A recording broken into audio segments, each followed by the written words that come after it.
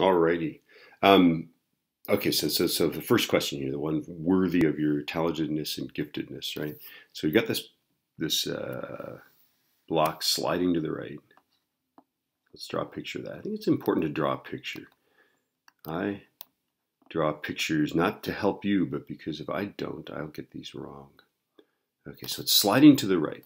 So here's a picture of it sliding to the right, and then this is cartoon drawing here, right? I'm drawing these little motion lines there, okay? I exert a force of 7.8 newtons to the right. It's sliding to the right, and we're going to exert a force in that direction. So let's draw that guy. Okay. 7.80 newtons. Now, basically, you're going to have two players, right? You got some applied force. Okay, read the question. I'll tell you which way that force is. It'll be to the right or the left. There are two choices, right? And everything to the right, we're going to make positive. So I'll make that guy positive, right? And then you're going to see I'm going to tell you which way it's sliding. Okay, now if it's sliding to the right, remember the friction force that we figured out. The force of friction is the dynamic force, right? The kinetic force. Because it's sliding, right? The static friction no longer applies. So never ever use static friction in these parts. You only use it in that first part where I ask you, will it start to slide, right? That's all it ever answers. The kinetic friction is the guy that is a player in this problem, okay? So the kinetic friction is, in this case, we figured it out in problem part 0, 4.998, or pretty much 5, right? Okay. Now, if we're sliding to the right, that force is going to be to the left because it always opposes the slide, the 4.998, okay? And that guy's going to be negative. So this guy always opposes the slide. Okay, if I'm sliding to the right, it's to the left.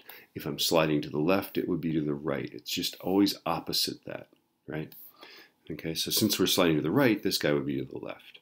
Okay, this force is to the right because it said right. And now we're ready, we're set. All we have to do is do our Newton's second law. We'll add up all the forces, right?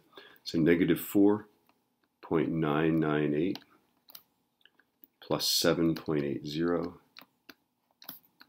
equals 4.25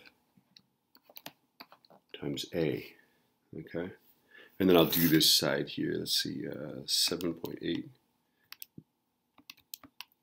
minus 4.998. What is that?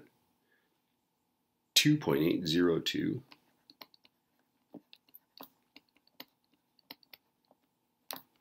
And then I'm going to divide.